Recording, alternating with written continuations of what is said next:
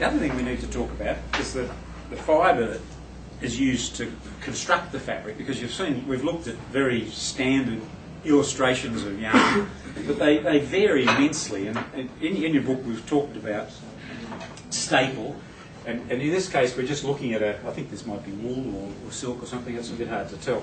But the idea is that the fibres are drawn and they're spun into a particular configuration, and that determines the thickness of the yarn, which is known as count, and it also determines the texture of the yarn. If you take a fibre like wool and you card it, which means you're sort of laying it down and you're running all of the yarns very smoothly and comb it into a very regular format, and then take that and spin that gives you the sort of texture you get in, let's say, a suiting or something like that. Whereas if on the other hand you just do it much more randomly and you spin it as if you're spinning a coarse cotton or something, it actually has a much furrier, rougher feel about it. And so there's a great diversity of yarn types, and there's an even greater diversity of how those yarns are spun into, how those fibres, are spun into yarn.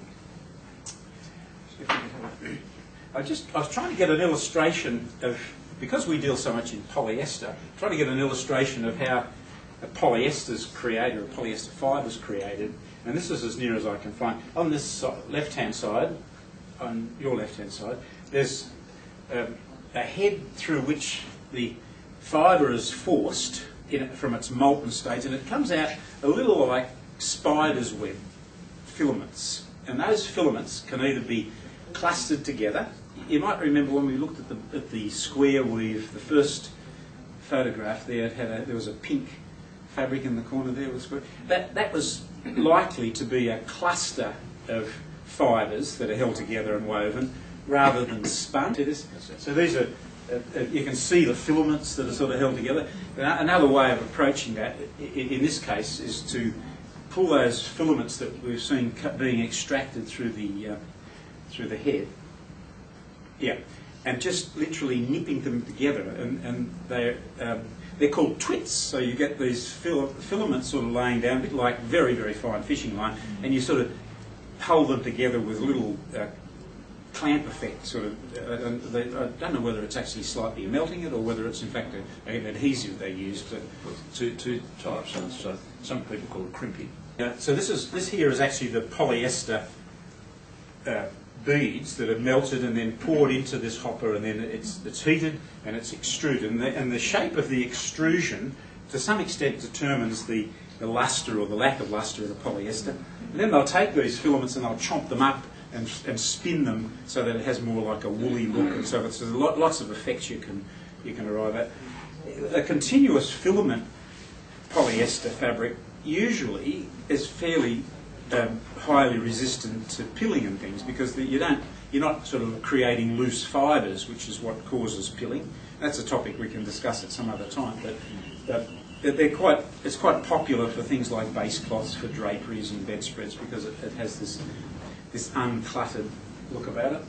And here we're looking at how they're bringing the components in and spinning them into a yarn. So they're sort of all fed in, and they're in a rotating sort of action created into a yarn. And again, the thickness and the texture and so forth can be determined to a very large extent.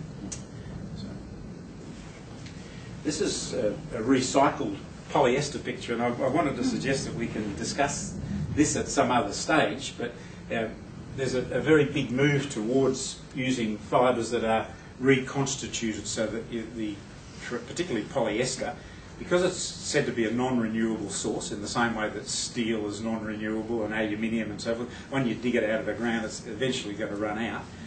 So there's a move towards recycling or reconstituting. So these Coke bottles are often chomped up into different forms and then re-melted and then re-extruded. This shows you the little beads that are created from what they call post-consumer, which is the bottles, and then in the middle you'll see there's a little bit there that's called post-industrial, and that's taking, say, an old fabric and melting it down, which I think is a bit of a rarity, but what they're also using is when you're weaving a fabric like this one we're talking about, it's woven with a very rough edge, and as it comes off the loom, that edge is trimmed off with a pair of scissors, and so they'd reconstitute that, and that's what's called post-industrial. And then you see the filament down the bottom, so that's there for when you want to have a look at that. But that's a whole new topic, and we should really pay attention to that, because that's something that we can't ignore. I think we have a very good record as an industry of treading fairly lightly on the planet, and I kind of get annoyed when I hear, this is a bit harsh, but I hear the tree huggers sort of say that things like cotton are a better solution than polyester, and the truth is far from that. The things like the harvesting of the cotton takes a lot of fuel, the production of cotton takes about 26,000 litres per kilogram of cotton. There's about 15 to 18 or so pesticides and insecticides applied to the stuff before it gets to be useful, and then you've got to decorate it. So from our perspective, we're actually treading very lightly, albeit we are using what they could say is a non-renewable resource. But the other side of that is that the amount of oil that goes into the production of polyester filaments and resins and things is somewhere less than 1% of what we burn. It's not this industry that's the problem, it's the stuff we burn that's the problem. So, anyhow, as I said, it's a whole different topic, and it's a subject we should do. So, that's what I can contribute about weaves. What would a chenille be based on? Well, that's a good question. Say a bedspread. Yeah. You know.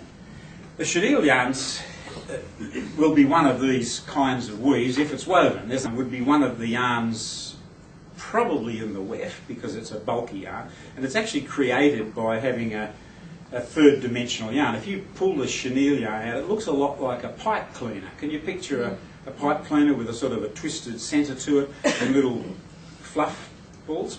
And that can be created a number of ways. That can be spun fairly conventionally, and then introducing the fibre. It can also be done electrostatically. You can actually glue the chenille fibres onto the central column. There's a raft of ways of doing it, but it's still nonetheless going to be put across a warp. And so that this, and it could be done as a twill or a jacquard. It doesn't matter. Yeah, that's right. And that's what I'm saying. The diversity of the yarn types is huge. It's a great question. The question that Kim's asked is the recycled PET bottles as durable? Is that what I'm hearing? Or it's longevity. Yeah. Well, the answer is no, because the cost of gathering them and cleaning them and getting rid of the cigarette butts out of them and all the things that can go wrong. And then at the outset, and it's a very interesting and good observation, Kim, the resultant 100% recycled PET doesn't give you the same strength and abrasion resistance as other recycled. And that's actually why they've come to the point where they're using this 80% post-industrial, taking the clippings off the side and any crook fabric that perhaps has got flaws in it, instead of selling it, they'll melt it down and reconstitute it. So it's typically the stuff that's coming through from all of the things we're doing is a mixture of 80% post-industrial, which is what I've just described, and 20% of the PET. It takes about 16 bottles, I understand, to make a square metre of fabric. And you can sort of imagine what's involved in getting 16 bottles. Yeah. I've been trying to get accreditation for our activity. So we're trying to get all of these green things, and everybody's got a green something. There's a green frog and a green leaf and a green fern and a green tree and a green tick. It goes on and on and on, and none of them have got any substance to them. Really, I rang a friend in the States the other week because he had a green palm certification. I said, "That's fantastic. Yeah, it's really going gangbusters." And I said, "Well, can we sort of fall into that compliance thing?" He says, "Oh, sure." I said, "Who is it?" He says, "It's us." We've set the standards and we comply with them superbly. So it's really a tough one, and I don't. As much as I'm making light of it, it's something we really have to finally grapple with, because it's not going to go away. But I tell you, it's an amateur game at the minute.